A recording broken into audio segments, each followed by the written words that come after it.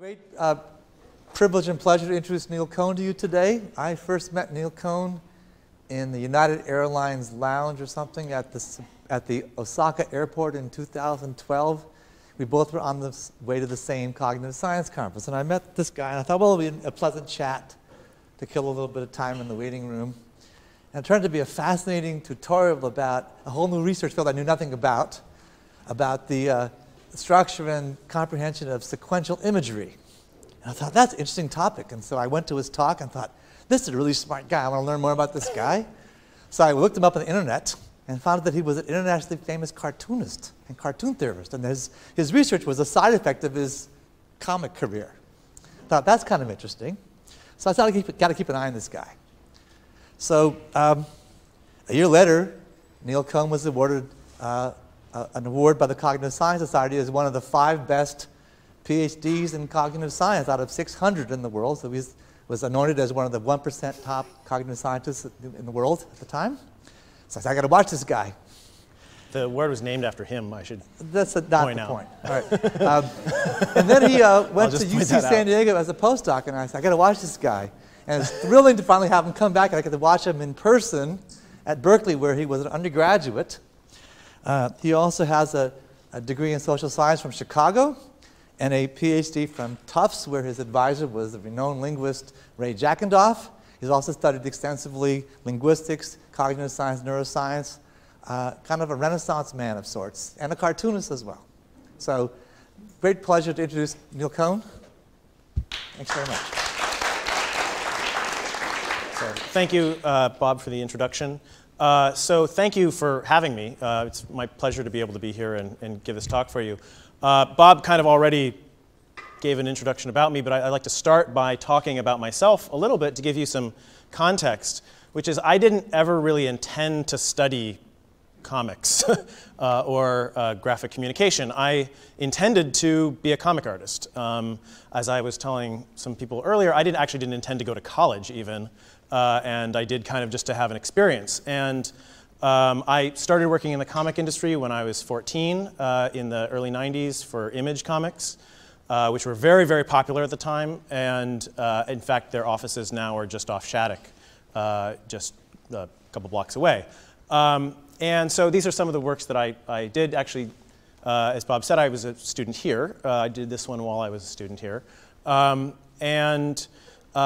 My thoughts on this material sort of changed when I got here to Berkeley, where I took a course on linguistics, and I started recognizing, so I should say, my thoughts didn't change too much. I was still drawing comics. This is an autobiographical story about me when I was much younger with a lot more hair, when I was a student, and the full story is online. But I essentially started recognizing through this linguistics course things that were happening in language were similar to things that I understood were happening in comics. And the more I kind of pursued this, the more it interested me in terms of what's going on cognitively that allows us to understand sequences of images. And so I kept pursuing this further and realized that not that many people were doing this. And so I kept going. So given that I kind of started this journey on studying the visual language of comics, I'm really pleased to be able to be back here to be able to give you this presentation. And as I've been pointing out, I'm very excited. I'm wearing my OSCE tie, which I don't get. I save it for special occasions. So I'm very pleased to be here. So thank you very much for having me. So in order for me to talk about what I mean by visual language of comics, I first need to talk about what I mean by language. So I'm going to start off by asking some questions of you. So first, can you speak? Yes, OK. So my follow-up to that is, what do you speak in? So words, maybe spoken language, maybe English as a specific spoken language. So now I have another question for you, which is, can you draw? So I see a lot more measured responses. For various reasons. And my immediate follow-up for that is then, what do you draw in? So this, to our culture, might seem like an odd question. But to my mind, it's directly parallel to the first set of questions in terms of what do you speak in. And the answer to this question is that you draw in a visual language. And that's the start of what I mean by visual language. And we're going to unpack that a little more as we go. So my theory says that human beings as a species have three primary ways in which we convey our concepts to each other. First, we can convey sounds, like spoken languages. We can move our bodies, especially our hands and our faces. I've unfortunately cut off my friend's face here for his anonymity. And we can draw things. And these are our main ways of expressing our concepts. So my theory says that whenever you take any of these conceptually expressive channels and put them in a structured sequence, such that that sequence is governed by a set of rules and constraints, such that some sequences are good and some sequences are not so good, that this channel becomes a type of language. So structured sequential sounds become spoken languages of the world. Structured sequential body motions become sign languages of the world, as opposed to, say, gestures, which lack that vocabulary and that grammar. But when they have that full grammar, that system of constraints, they become full languages. And similarly, structured sequential images then give you visual languages.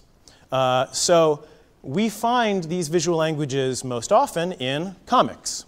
But comics are essentially then written in two different types of languages. They're written in a visual language of images and a written language. So written language is essentially the conversion of the natural verbal modality into the natural visual modality. Now that is an unnatural mapping, which is why it takes most of education to learn how to read and write, because that's an unnatural mapping. You're doing something that's not natural, even though it's very, very useful, as we've basically built our society on this mapping, right?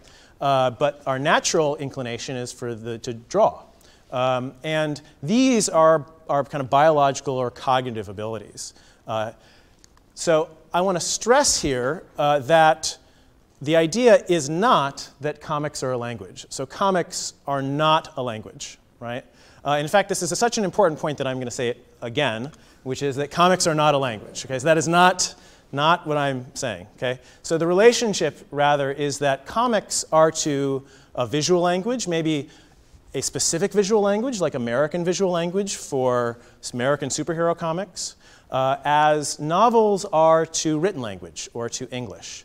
That is, comics and novels are a sociocultural context, and the visual languages and written languages are the cognitive abilities that we use to write those things. So in this way, we might say that comics are written in visual language the same way that novels are written in English or written language. It's just that comics use two languages, so they are also written in written language.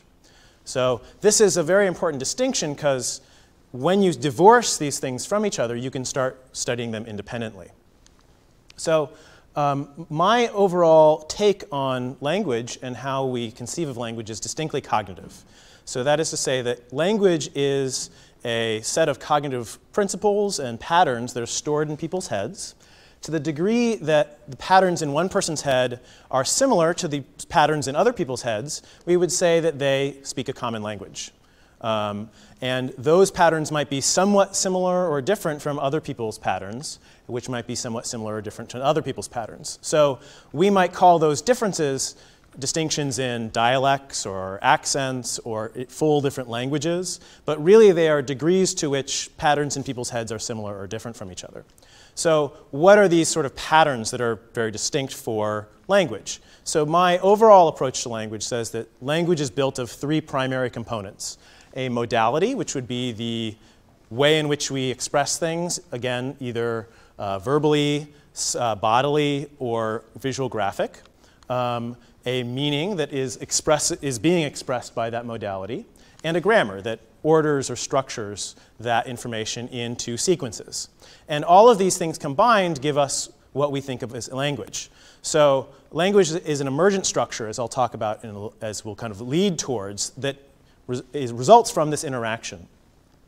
So the argument that I make in my book, which came out about a year ago, is that the structure of language as we know it in the verbal form is similar in these features that build the building blocks of verbal language are similar to those that are found in now visual languages, or as I'm trying to argue at least. So for example, visual languages are built up of a visual vocabulary that is built of memorized pieces of structure that we store in our long-term memories. We have a grammatical system that orders these units. And that grammatical system uses types of grammatical roles, and it's organized into constituent structure, a hierarchic structure.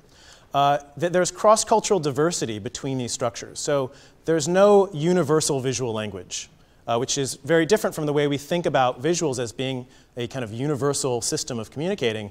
Rather, here, just like any other language, we have diverse visual languages. Why are American comics why do they look so different than Japanese comics? And the reason why is because they're literally written in different visual languages. There's American visual language and Japanese visual language, and those are different systems. And similarly, we might expect, if this is a language in a real sense, that there should be some sort of overlapping processing in the brain as these other systems. So this kind of train of argument is also going to be our outline today for the rest of my talk, is we're going to kind of hit these different points in talking about the structure of visual languages and their processing. I'll start off by saying that this sequence you're going to see a lot. So I'm going to talk you through it now so we can progress forward with it as well. So this sequence starts off, I should say peanuts. You'll see a lot of peanuts in my presentation because my experiments use peanuts. We take panels. I have a corpus of about 6,000 comic panels from peanuts that we recombine to create novel strips that are used in experimentation to serve the structures that we want to experiment on. And you'll see those as we go. So in this sequence, Lucy throws a ball. She hits it. Then you see Schroeder and a very young Snoopy kind of waiting at home plate. Charlie rushes in as the ball comes forward. Then you get the collision at home plate as Charlie slides. And then you get Snoopy calling Charlie safe, right, with his ears, quite humorously. The analogy that I'm going to make throughout is that a sequence of images like this is structured similarly to a sequence of words. Now, I should say off the bat that I do realize that a single image contains far more information than individual words. I've heard the ratio is 1,000 to 1. Essentially, individual images, of course, then are at a higher level of information structure, maybe more like whole sentences, which makes the structure a little bit more like a discourse structure, a narrative structure, than a syntactic structure of nouns and verbs, which we'll get into as we go. Nevertheless, the overarching question is still the same. And that question is, how is it that we make meaning out of sequential units? And what are the principles and processes that happen in our minds that allow us to do that? And what is it that happens in our brains that allows us to do that? So I'm going to talk about 3 methods that I use in this research. So first, I develop theories similar to linguistic theory. So this is kind of like the linguistic models that we generate theoretical models for. I supplement that with experimental methods from psycholinguistics, testing experimentation, both behavioral and neurocognitive measures. And I also use measures of corpus analyses, where we essentially code through lots of comics and then look at what the differences are in structure between different populations.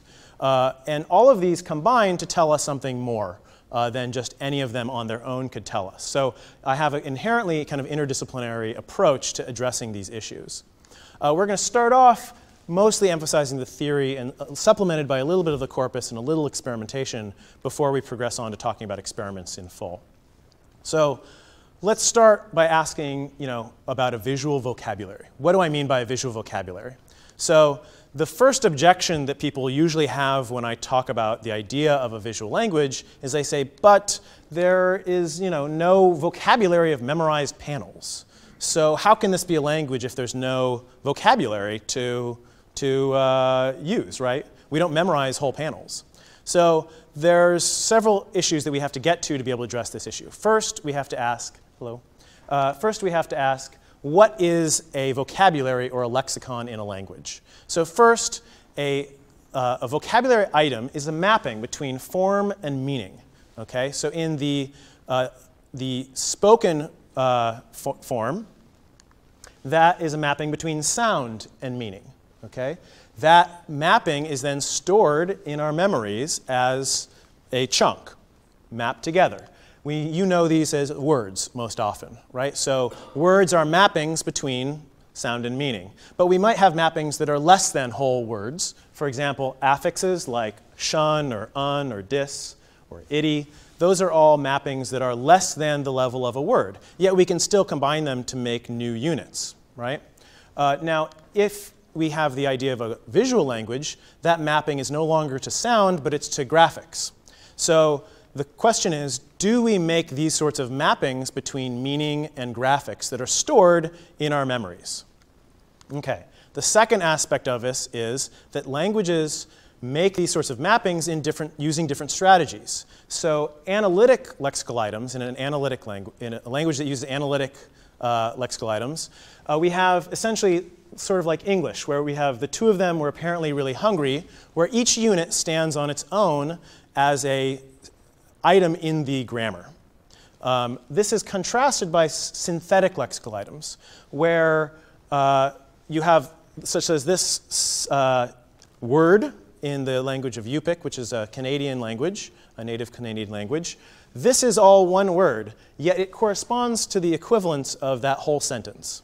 Now, each of these pieces is memorized, but they combine to form a sentence-level unit in the grammar.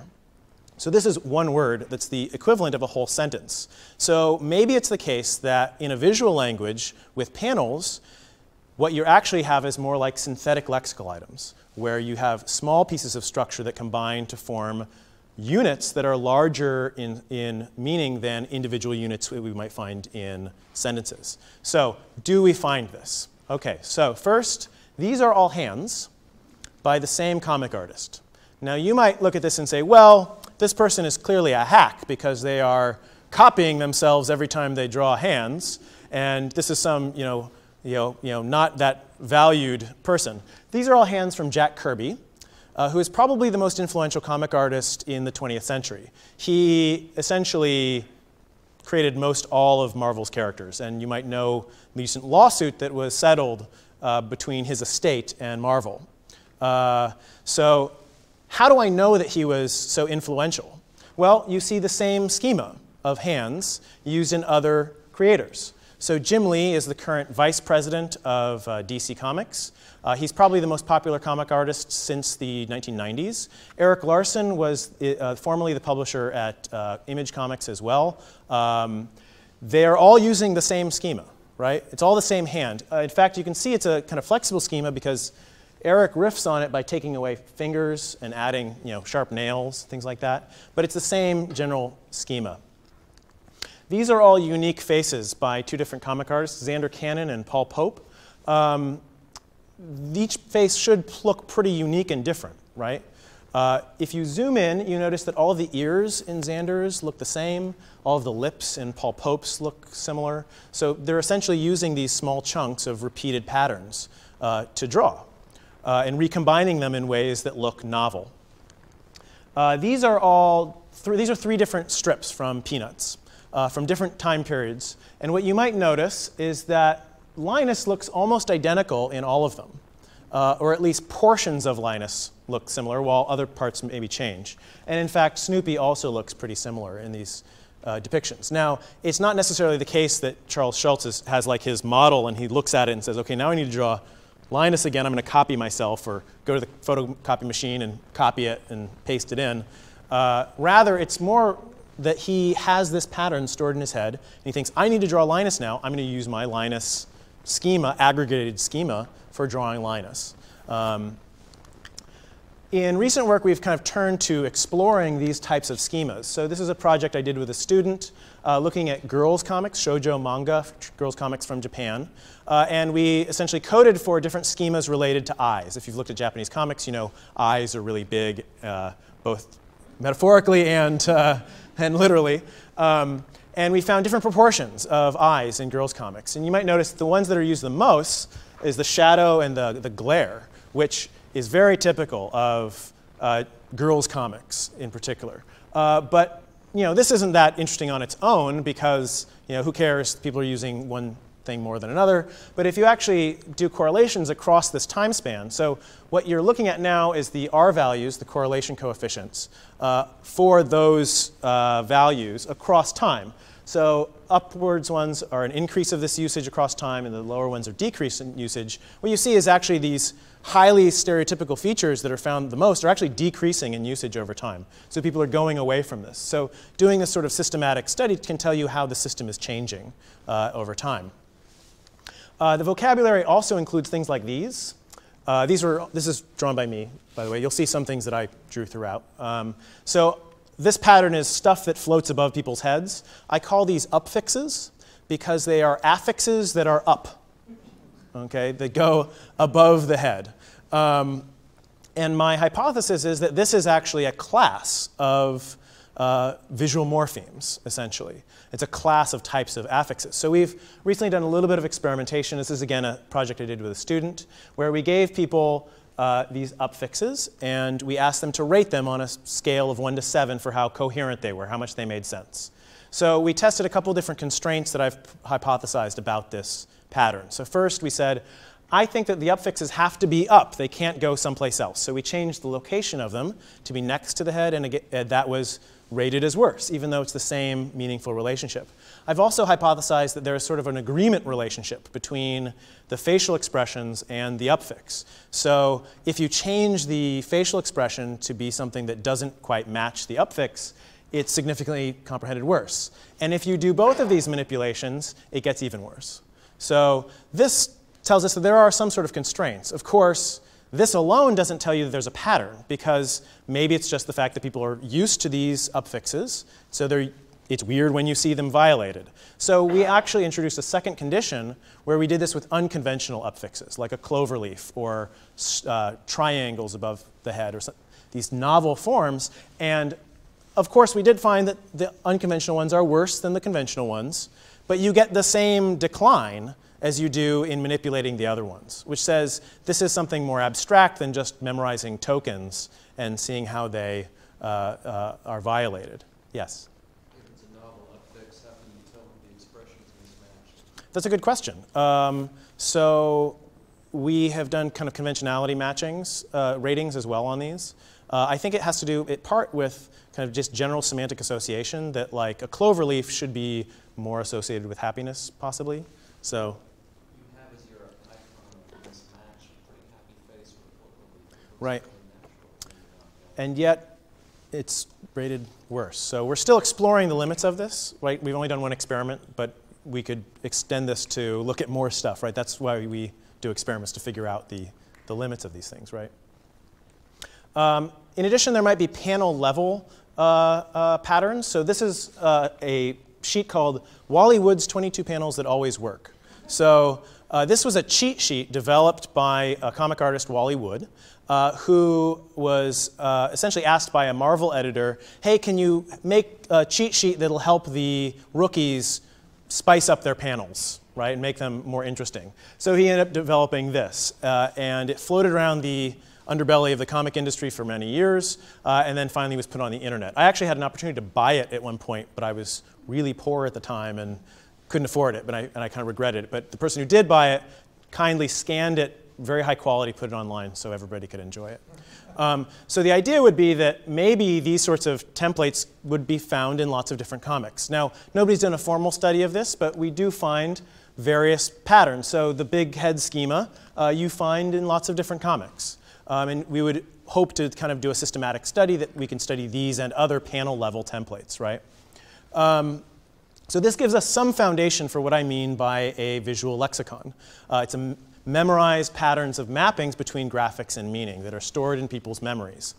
Okay, so what do I mean by a visual language grammar then? So the grammar is how people are able to link together sequences of images. So one explanation for this is that in that we make this mapping between graphics and meaning, maybe we do this across panels also. We simply make a mapping from one panel to the next panel. And that's found in approaches that look at, say, the change that occurs between one panel and another, be it changes in characters or changes in causation that progress from one unit to another.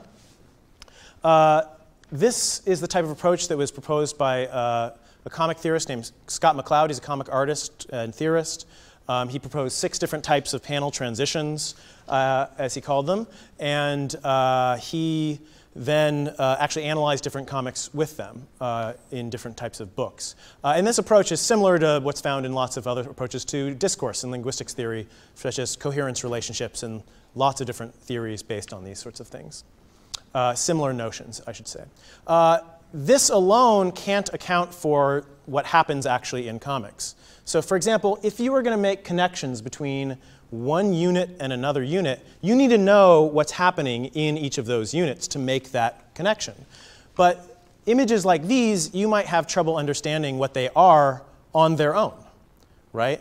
These might look weird and incongruous to you, but once you get them in their actual sequence, they are perfectly comprehensible, which means there have to be some sort of top-down knowledge that you use in order to understand the actual properties of the image itself, let alone make the connections between them. We also have, in a sequence like this, you probably notice that these 2 panels go together as a group, just like these 4 panels go together as a group that goes beyond just the linear relationships between those images. One of my favorite examples is something like this. So in this sequence, it's Charlie and the gang playing baseball. Again, a lot of baseball, peanuts stuff. Charlie hits the ball, Linus goes running, assumably to catch the ball. He then makes a pit stop, builds a sandcastle, and goes and catches the ball. So what you might notice is that this panel here is almost identical to this panel here. And if we unfurl this sequence out into a linear sequence, what you actually might notice is that the sandcastle sequence is essentially an embedded clause stuck within the broader sequence about baseball. And we can tell that this is an embedded clause because we can separate these 2 out, and each sequence stands alone on its own, which means you have to do something to connect this first image of Linus running to that second image of Linus running. Something has to connect those 2 images to keep them connected to each other across that longer distance. It can't be done just by linear relationships alone. This same sort of thing happened in linguistics. So in the 1950s. Prior to that, it was generally thought syntax and grammar moved from one word to another, and you kind of had probabilistic ways in which you determined the path that you chose. Even though we experience language linearly, then it was argued and recognized that we make hierarchic groupings between different words into phrases in a larger structure. So in the case of a visual language, this sort of grammar that we need isn't a syntax. It's not made of nouns and verbs, but rather it's more of a narrative structure. So what are the principles of this narrative structure? So let me talk you through the basics of my model here. So first you might have an establisher which sets up the interactions between characters, typically a passive state. You might have an initial that then gets people started, gets things going. You then have a peak, which is the climax, or the high point of the sequence, and a release, but rather they prototypically map to objects and events. Because clearly we have, say, nouns like concert, which is an event, but it's a noun, or words like dance, which can be either a noun or a verb, depending on how it appears in context. So in this case, an establisher is prototypically a passive state. An initial is prototypically a preparatory action.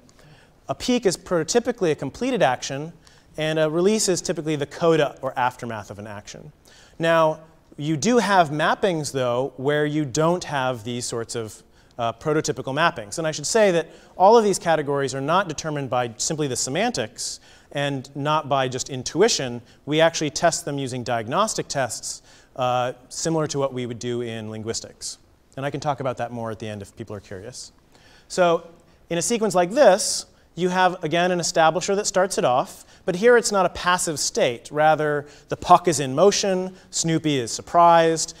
there's a lot of action going on, yet it still functions to introduce the characters to you. And in fact, there's a nice parallelism because the characters are introduced to each other also.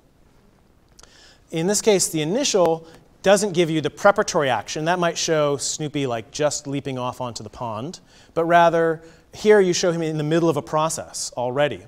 This peak doesn't show the completion of an action, but rather shows you the interruption of an action.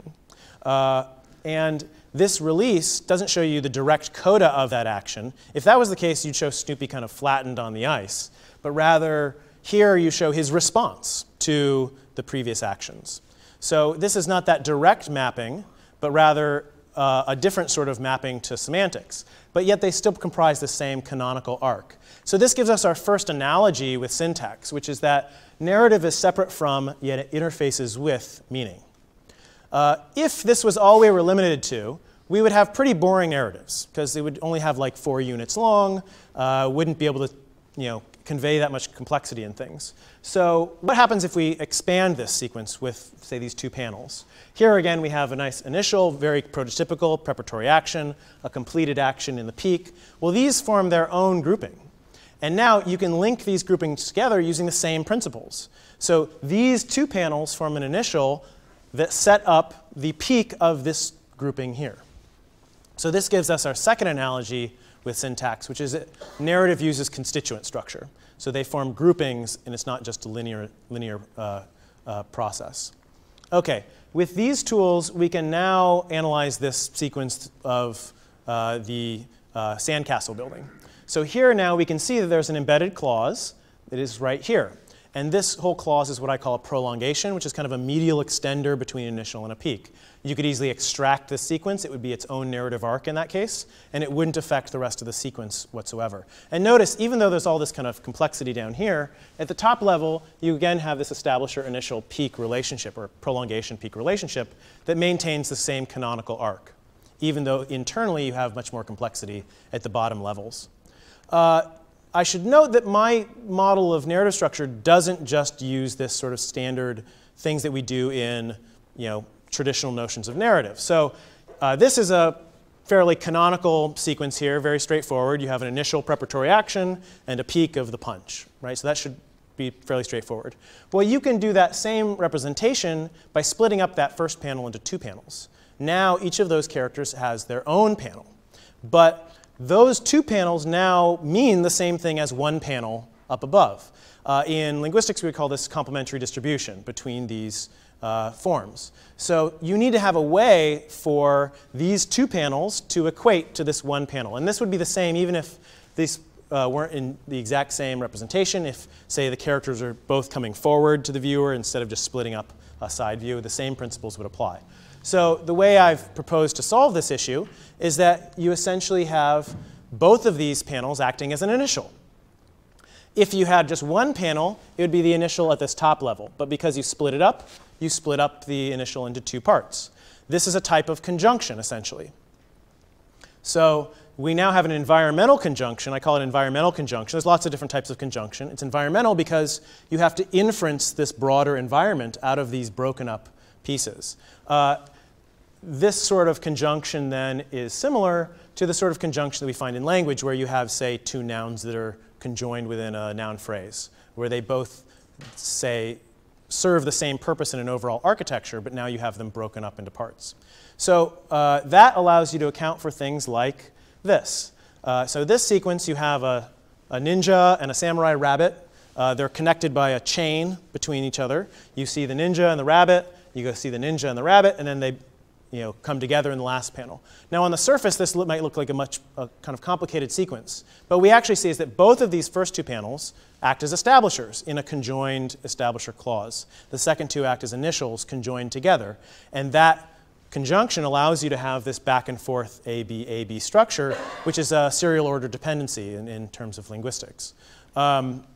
Such that it might be worse if, say, you switch these 2 panels. It would still be in a conjunction, but you would not maintain that serial order dependency.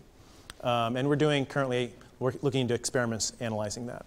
So one of the ways that we've started looking at these things is to code lots of different comics. So I'm going to show you some data from a corpus analysis where we coded panel by panel. This, what I'm going to show you, consists of 155 books, almost 18,000 panels that my students have coded. So one of the things we coded, for example, is what I call basic narrative progression. It shows you the full scene with multiple characters interacting and a time change between each of them. So we're not concerned with the intrinsic, constituent structure here. It's just a full scene shifting in time each time. And that should be the most basic way that you can convey a scene. And we find that different cultures do this in different proportions.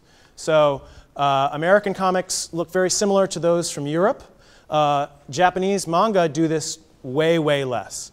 Korean comics are very imitative of Japanese manga. So they're called manhwa in Korea. And OEL manga are essentially English speakers who create comics that look like manga.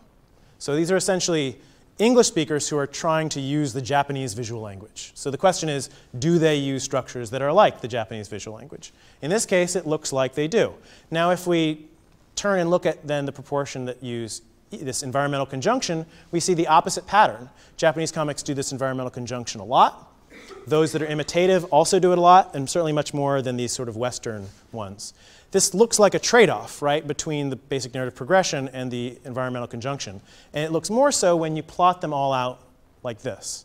And here, what you end up seeing is essentially two different patterns. So you see one pattern of the kind of Western-style visual language grammar that does the basic narrative progression a lot and doesn't do the environmental conjunction that much. And you see another type of pattern that's kind of Japanese visual language that does this conjunction a lot more, does the basic narrative progression a lot less. So this is part of an initial effort that we have to characterize different visual languages. So this is some hint that there are different narrative grammars across the world. So there's diversity in narrative grammars. There's not just one way of doing this.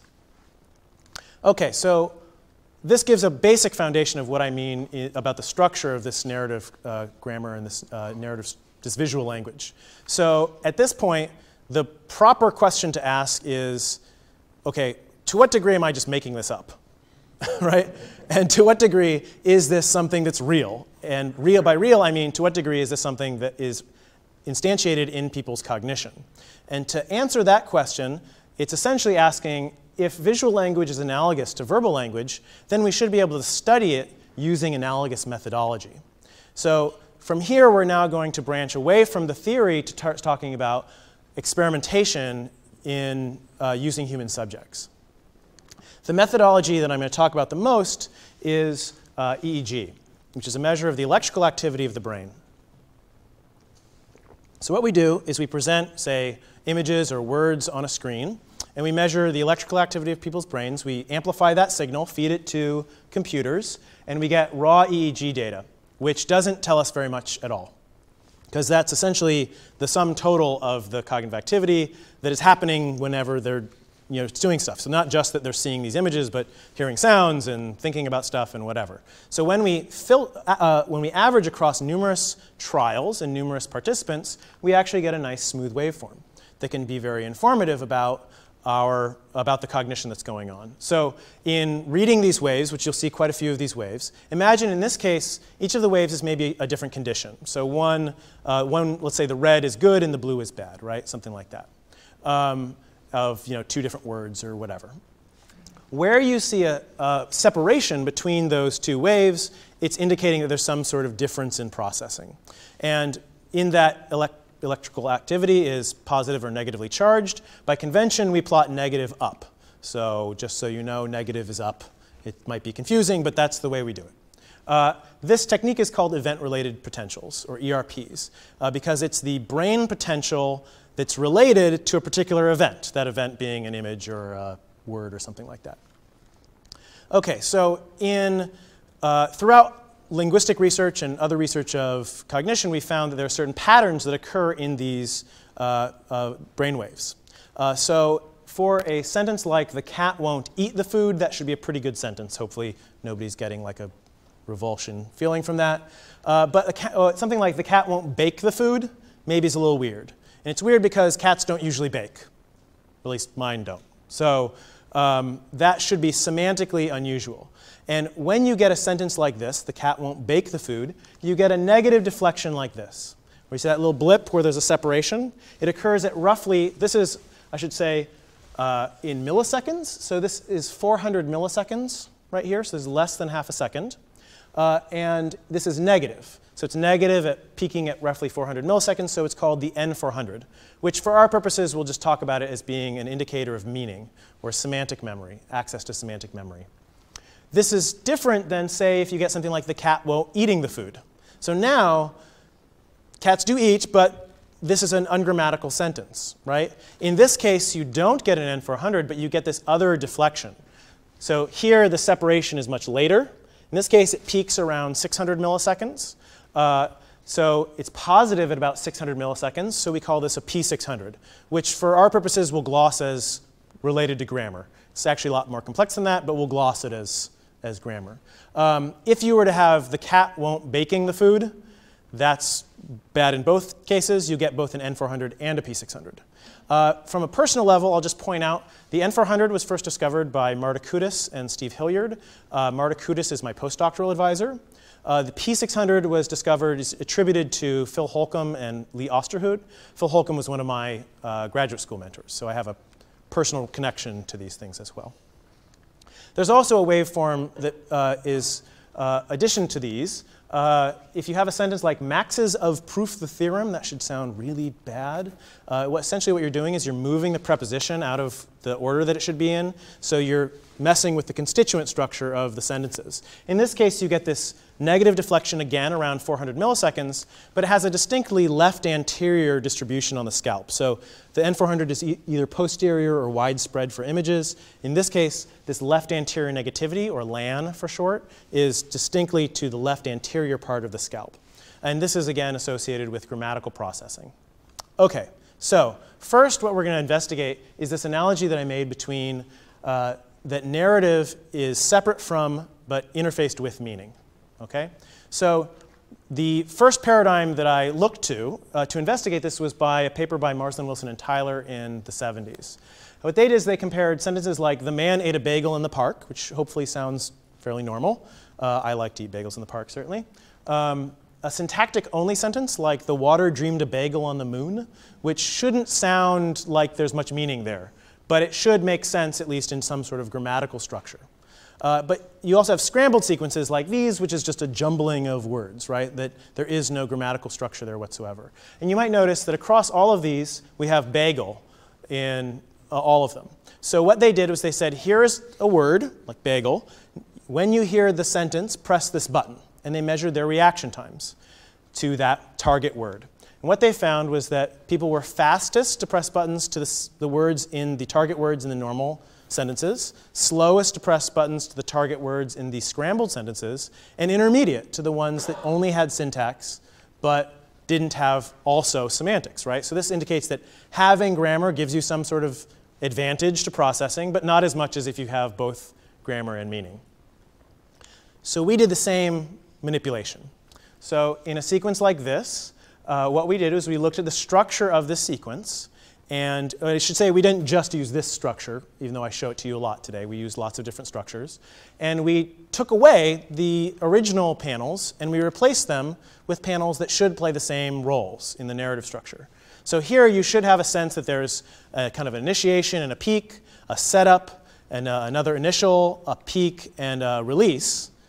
But they shouldn't make any sense to each other. So they should have this sense of a narrative progression, but without semantics. So we then had 4 conditions compared to Marsden Wilson's 3. So we had our normal sequences. We had these structure-only sequences. We added a type that was semantic-only. So in this case, all of these sequences are about baseball, but they don't have any sort of coherent narrative structure to them. They don't have this organizational quality. And we also had scrambled sequences that were totally random sequences. And we again did the same technique, where we had one panel across all of them that was the same, and we gave people that panel first and said, when you see this panel again in the sequence, press a button, and we measured the reaction times. And this is what we found. So People were fastest to respond to panels in the normal sequences, slowest to respond to those in the scrambled sequences, and they had intermediate times to those that were either in structure-only sequences or semantic sequences. Which again suggests that having either semantics or structure gives you an advantage to processing, but not as much as when you have both, right? So then we wanted to look to brainwaves. So here, Van Petten and Kudis used the same sort of stimuli in that original Marsden, Wilson, and Tyler paper, but they measured people's brainwaves. And what they found was that you had an N400 effect. Remember, N400 is related to meaning. That was both worse than the normal ones. Now, in this case, the N400 didn't differentiate between the scrambled and the syntactic-only sequences. And that's because syntactic-only sequences are bad meaningfully, right? So to the lens of something that is sensitive to meaning, not having meaning but only having grammar, they look the same as a scrambled sequence, right? So that is to say that to the N400, having syntax couldn't attenuate that brainwave effect. So this is what we found with our sequences. So again, you don't find any difference in the N400 effect between the scrambled and the structure-only sequences. So even though you get this behavioral advantage to the pressing of buttons when you have this presence of this narrative structure, you don't have it differentiated by the thing that's sensitive to meaning. So notice that you do get that attenuation for the semantic ones, right, where there is a semantic field that's maintained but no narrative grammar. And it is distributed like this. So if you're not used to looking at these, this is a scalp map. This is the nose on top with the ears on the side. And this shows us where the distribution is across the scalp. So this is, again, just in parallel with the structure of language. We did, though, find a slight difference between these two waveforms. But it was constrained to a left anterior distribution on the scalp.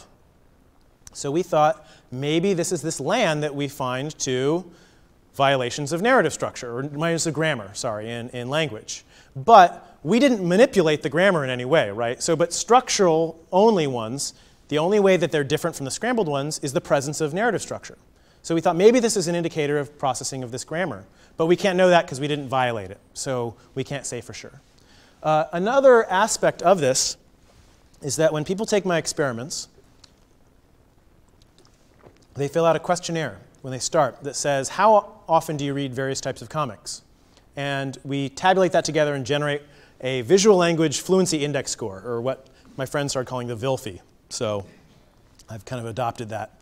And so we then take that VILFI score and can correlate it with our effects. In this case, we found a correlation between the amplitude difference between those two waveforms and their VILFI score that essentially said you had a larger separation of waves for people who read more comics. In other words, you have an effect of fluency on the brainwave effect. Okay, so this study was the first one that we did using these methods, and it then opened up several more questions, of course. So first of all, our results were sort of negative results in terms of evidence in the brain for similar processing, right? We didn't show positive evidence that these are similar, or different structures, excuse me, that one structure, we didn't find one waveform for this and one waveform for the other. And you can only find that if you violate both structures, which we didn't do. So can we find different components to semantic and structural processing? And secondly, was this actually a LAN? Can we find evidence that there's a LAN for visual narrative processing, i.e. a manipulation of the constituent structure? So let's move to that first question.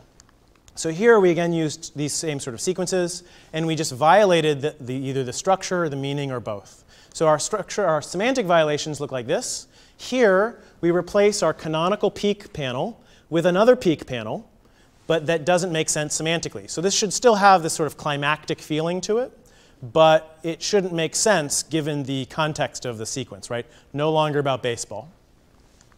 Our structural anomalies, we replaced our peaks with panels that are prototypically not peaks, things that might be more prototypical of an initial. So here Charlie Brown is reaching back to throw, which is a preparatory action. But it's still about baseball, at least. Now, I will grant that this panel in the sequence is still a little incongruous, even though it's about baseball. Contextually, it's still, there's a little bit of semantics that are off. So I'll give that. our dual violations essentially violated both of these. So we now have a panel that's prototypical of an initial, but that is semantically not about baseball, not maintaining the same semantic field as the rest of the sequence. So again, we measured ERPs to these panels. So at this critical panel, this is what we found. We found larger N400 effects to the violations of meaning than we did to the violation of the grammar alone. Okay? So here, when we violate meaning, yeah, it's bad in terms of the thing that's detecting the meaning. When you look at the subsequent panel, we then find a P600 in this posterior positivity, this characteristic of P600. In this case, you only find this effect for the violations of the narrative structure. You find no difference between the normal sequence and the semantic violation, even though in the prior image, you got this really big N400 effect that said, yeah, this is really bad. But you don't find this sort of effect of grammar to that panel afterwards. Only find it to the violations of the grammatical structure. So this does give us some indication that we find violations of meaning give you N400 effects, and violations of grammar give you P600 effects. So let's move to the second analogy, which is that the narrative structure is organized into constituents.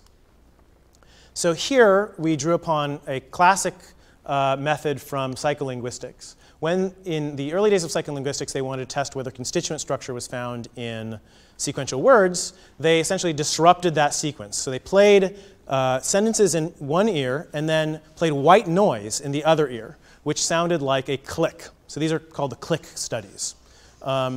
There's our white noise right there. That was perfect. Good timing.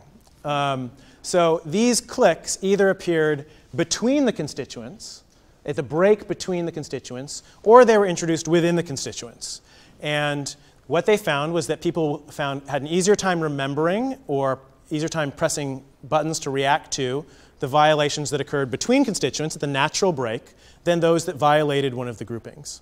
So we did a similar methodology. Here we took our structures that were like this, and we put a blank white disruption panel either between the constituents, within the first constituent, or within the second constituent. And I should note that these structures that we used weren't always what I call a 2-4 strip, where you have 2 panels and 4. They did have 6 panels, but we varied where the location of the boundary was between the second and third and fourth and fifth. So that way you couldn't predict where the boundary was based on position alone. So our sequences look something like this. We have a blank white, without the color obviously, but you have a blank white panel that either disrupts within the first constituent, within the second constituent, or between the constituents. This is what we found at the disruption panel itself. So this is at that blank white panel. We found a larger negativity to the disruptions of the constituent structure than those that were between constituents. And this negativity fell in a left anterior distribution on the scalp. So this indicated to us that this was indeed a LAN.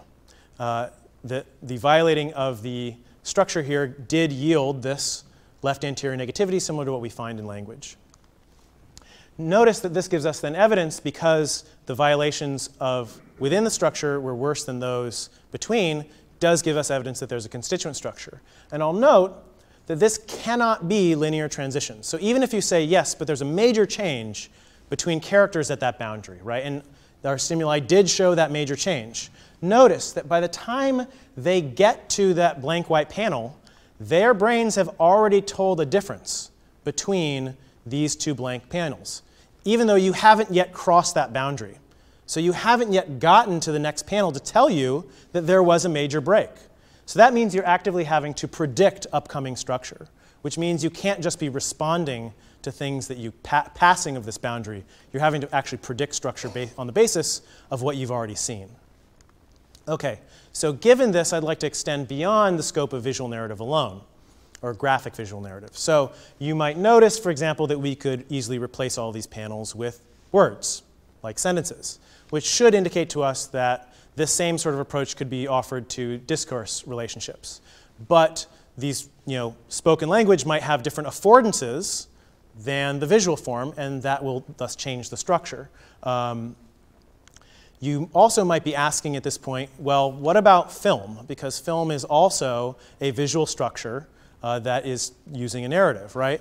So what film does is it's essentially a hybrid. So you can have film which takes the pervasive temporality of vision, right? You just capture information. You're just going to continue capturing information on and on and on. It's just the structure of events such that you perceive events normally. You can then take the narrative structure and in the process of editing, break up that flow of information and recombine it using these principles of narrative grammar to make a hybrid form, such that you then end up with a narrative grammar applied to moving images. Again, though, because the images are now moving as opposed to static, that's going to create different affordances for how the structure works and is operating.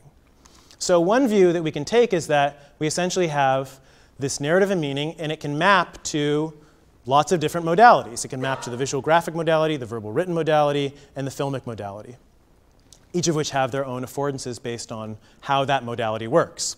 Another way of cutting this up is to make a model that integrates the visual and the verbal together. So I'll point out that I do realize this is a star here, and just be thankful I didn't put it upside down, but I couldn't get around the star emerging out of it. So I apologize for anybody who doesn't like that. So in this structure, if this is our model, our overall model, and I can say I have another one that adds in the bodily structures for sign language as well. I'm not going to complicate it with this.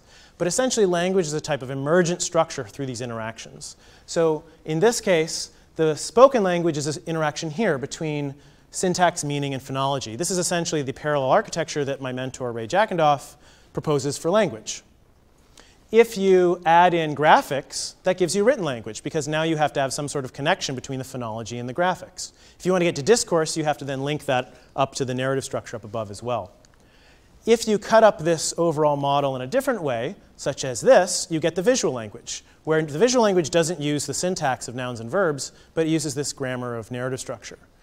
If you leave out the narrative grammar, you get single images, which are just this mapping between graphics and meaning.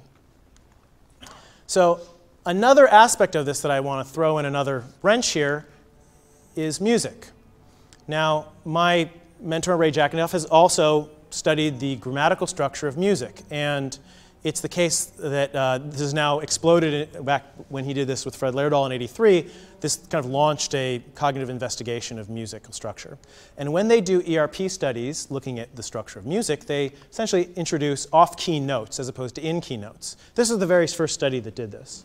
And when they violate this grammar in music, they find the same effects. You get posterior P600 effects, and you get these anterior negativity effects. In the case of music, this is a rightward distribution anteriorly rather than leftward distribution. But this has been argued to mean that these forms share a common basis for their cognition. So given the fact that you then find kind of language, music, and this visual language all ostensibly show you similar brainwave patterns, maybe it's the case that you have some sort of abstract, domain general cognitive processing for grammar across domains in the brain rather than domain-specific processing. And I can talk more about that at the questions if people are curious. So another way of cutting up this pie of meaning, modality, and grammar is to say that language is still special. I'm not trying to explode the idea of language. I'm saying that this is a very specific combination of meaning, grammar, and modality only for these three forms. But you can also cut this up in a different way. So meaning and modality without the grammar, such as in individual images, still give you communication systems. But you can cut this up in another way, which is leaving out meaning and getting a mapping between a modality and a grammar, which occurs in something like music or dance, dancing in the case of like salsa, or something that is not conceptually expressive like pantomime, in which case you're drifting more towards the meaning elements. Okay, so given that, I'd like to now talk about where I'm headed with all of this. So I have several different places that I'd like to take this. First, I'd like to further exploring aspects of cognition. So exploring the structure of this visual language, how it's comprehended, how those structures are similar to the cognition of other modalities like the verbal language and music, and also general questions like, do visual language readers, do comic readers show increases in ability of working memory or procedural memory or visual cognition? These are open questions we don't know. These are things that I'd like to explore. I'd like to further my efforts in annotation, so exploring across. So I have a corpus right now of about 8,000 comics that were both from my personal collection and donations from comic companies. I'd like to start a broad-scale annotation effort looking at comics from across the world, looking at all of these different features, and hopefully do this with a software that is an annotator that we can then have a web interface for, that people can then do research on their own, looking at this corpus the same way we do corpus research for linguistics. And hopefully people from computer science could help me build this sort of database. I'd also like to branch out into aspects of education, which has long been an interest of mine, but I haven't directly engaged. So issues here are things like literacy. So on the one hand, we might ask, does having images help you learn to read better? But also in this larger sense of the model, how do we think about literacy as a multimodal literacy in learning to read both images and text together as a whole? Which, of course, we do see these fluency effects. And issues of accessibility as well. So, for example, what would it be like if we had textbooks written in this form? Would that be easier to learn from? And does this form allow us to communicate better, say, with people who have autism or people who are dyslexic? Are they able to read and understand written information in this form? These are open questions that we have yet to explore. I do have some colleagues that we're beginning to explore with autism and ERPs. Finally, there's issues of advocacy that I'd like to engage in. First, with regards to technology, I'd like to build this kind of annotator to do corpus stuff with, but also what would a visual language writing program be like? As opposed to, say, like an art program, but what would it be like to write in sequential images? I've had ideas for that since I was an undergraduate here. I've had 3 different people at different times take a stab at it, and they all said it's too complex for them. So this is an open challenge in a way to help me build this thing. I'd also like to address issues of communication generally, such as if we were to use this visual language the same way that we use any other language, would we think about it more as language? When I tell these ideas to comic artists, they're like, oh yeah, it's a language, of course. No big deal. But if we were to actually use it in contexts that were not tied to comics in a mass way, would we treat graphics in a different way? For example, in education, incorporating learning to draw into composition and language arts as opposed to art classes. And finally, given that I'm trying to essentially build a field out of this, this is an inherently interdisciplinary endeavor that extends across any way in which you can study language. And that includes all of the ways that we study language that have to unite together to make a broader vision for how this is studied. And given the fact that visual communication in sequence is been with us for our entire human history and is an integral part of our biology, essentially, we should give it the same serious attention that we study any other information system, even if the current context is tied to comics. And with that, I will thank you for your attention, and I'm willing to I'd like to acknowledge my collaborators, my mentors, collaborators, and my funding sources, of course. And if you have questions, I have some prepared material. So you can choose your own adventure in questions, or you can get the mystery question, which is essentially a mystery question for me, which might be any other questions you might have. So thank you very much. So I think we're going to take a few questions here, but I have to walk around so we can record them. So first question over here.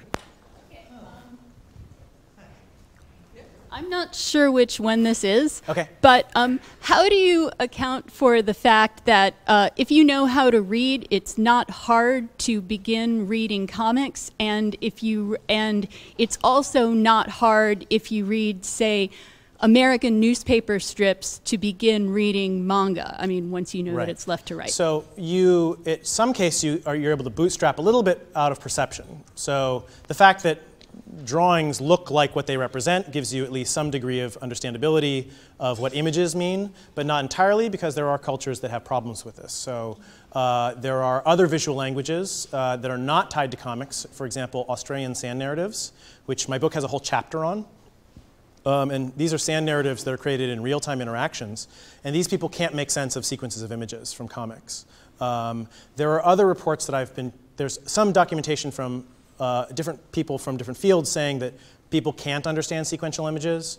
And I've had various scholars tell me field reports that say, I tried to use sequential images to use in, with people in New Guinea or with non-speaking home signers, people who weren't exposed to language growing up and invent their own gesture systems. And I tried to use sequential images to do other tasks, like theory of mind tasks or something, and they couldn't understand the sequence of images at all.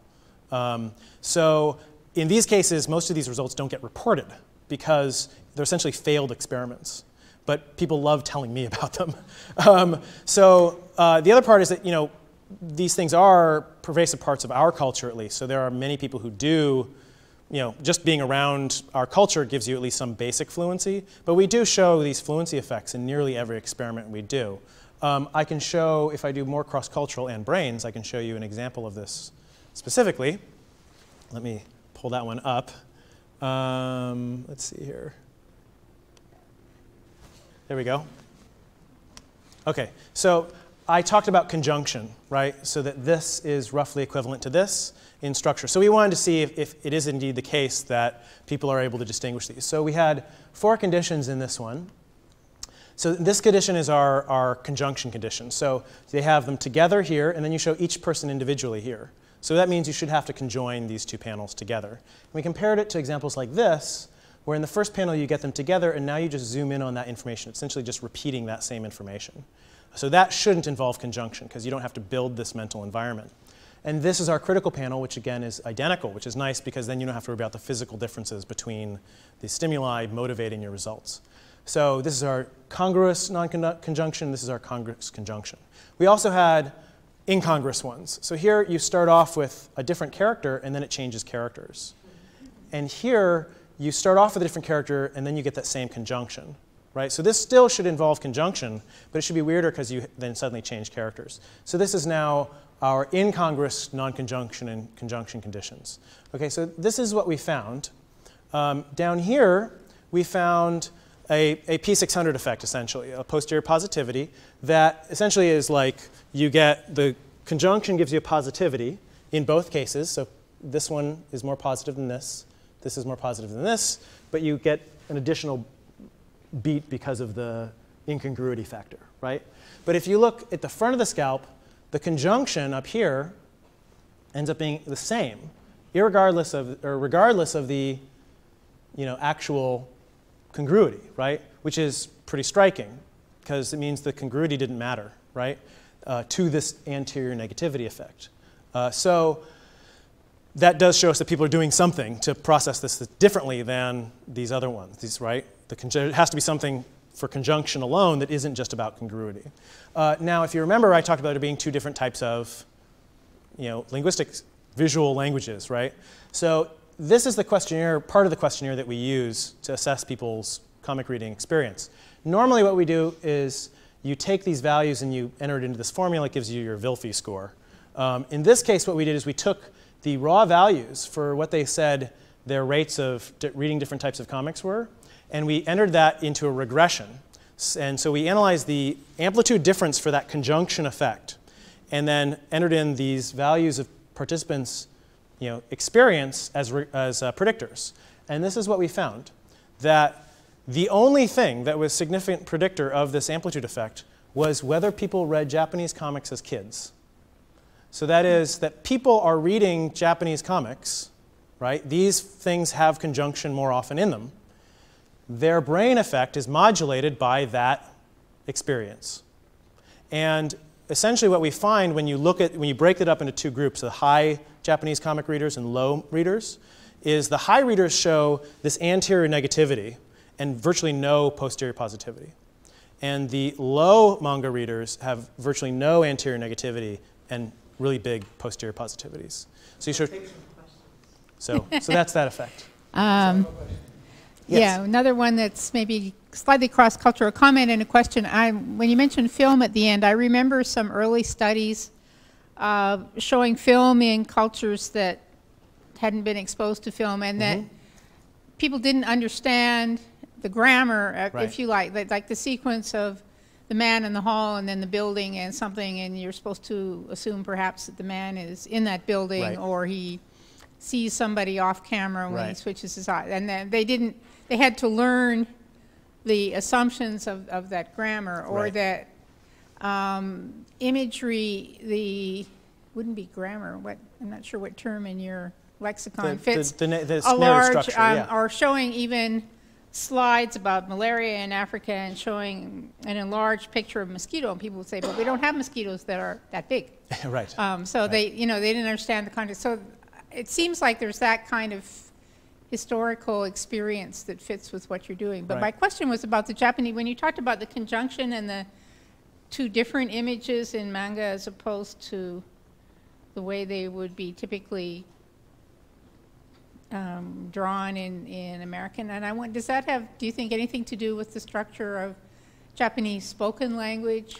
So or we have, grammar, in the sense that people are transliterating in a slightly different way? Right. So I don't think there's like a covert speech in any sort of sense, but I would say that so it's an open question, the degree to which spoken languages influence visual languages or vice versa. And I kind of have a chapter in a book I'm editing that's coming out in December that talks about these relationships. I think it's an open question to the degree to which this is occurring, but I think it's an interesting question that I have some research looking at these relationships, not for the narrative grammar specifically, but I also think it also connects to aspects of visual attention. So there's evidence showing that visual attention in Asians, broadly construed, which is maybe a little problematic, but that they have a more dispersed focus of attention, so that they focus more on the surrounding field rather than just the focal characters, than Americans who tend to focus on the individual characters in displays and not the field. So I think this evidence can point towards that, but it can be interpreted in either direction as contrasting or not. So we have to really kind of do additional behavioral experiments to tease that apart. But yeah. I have a technical question. Yes. I understand that for ERPs, you need to do averaging across many different samples, and I'm wondering what's the minimum number. And in this case, this would be, each sample would be one different subject, right? Yeah, so across like 30 stimuli. That's right. So that's right. I understand. So what's the minimum number of subjects? What's the N that you need in order to see these various ERPs, and whether it's different across the different like grammar versus syntax versus semantics? So it somewhat depends on your manipulation. So if you have a really big manipulation that like this is a huge violation, you're going to show that. I can show in a lot of these experiments, you'll see N400s in individual subjects' data. Individual. So just in a single person's data, you're like, oh, that's an N400 right there. We generally, so if you know what you're looking for, you can use less participants. If you have a very subtle manipulation, we've done some studies that have very subtle manipulations, you need more subjects because the signal-noise ratio is larger, right? Yeah. I wouldn't do more than 32. I think 32 is probably about, like, I think once you go beyond that, you're starting to fish a little bit. And I wouldn't kind of try to push it to, like, I'm not the, like, let's do it until, we get something sort of approach, which I don't think is going to be honest or useful. So, yes. Thank you for your lecture. My brain is deliciously exploding. In relation to this comment about film, I wonder, you can talk later offline about Nisbet's The Geography of Thought and how some of the same distinctions of Asian. That's what I was talking about in terms of the attention stuff, I assume so. Okay. Yeah. The question I had is, are you familiar with the Aleppo movement in Europe? Sure. Thank heavens. And so this is, for those who are not familiar with this, go ahead. You want to go ahead and explain? No, Okay, so this is essentially a movement in French comics where they manipulate, or it was originally not in comics, in poetic forms and stuff. It started in written literature. Right, and then went out to comics, which is essentially playing with the structure in poetic ways. Is that a good way to describe it? Or manipulating the structure for artistic intent? Yes, certainly for poetic and artistic ways. I have Roberto Altman's Geste Hypographique from '67, which is a completely nonsensical comic. Right. But so my question is, have you thought to do such things, which is to create a taxonomy of possibly logical panel structures and to take them further and then go test these for the ways that you are doing it, also specifically cross-culturally? Or is it just too much? So that's part of the overall effort, I would say, is looking at these cross-cultural trends and then looking at how people comprehend these different patterns in general. I have written a little bit about visual poetry and using these structures to build poetic forms and things like that as well in a kind of more practice-oriented way, similar to Oulipo, but yeah. This will be the last question. Sure. And a very quick one too. You began talking about comics and you made the comparison with novels. Yeah, for any form, magazines, thoughts newspapers, but thoughts on non-fiction.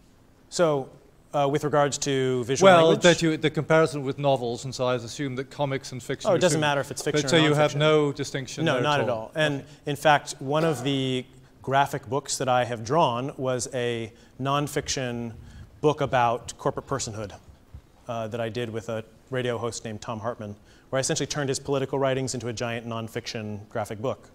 So I don't see any distinction about genre distinctions. This is a language, it can be used in any sort of language. What if we did this in newspapers? What if we did this in magazine articles? Not for like the comics section, but for actual articles. I think that would start pushing it towards being used as a language as opposed to constrained to particular genres per se. Yeah. Right, I met Neil for breakfast at 8 o'clock, so I know he's been going for 9.5 hours nonstop, so let's thank him and let him off the hook. Thank you very much.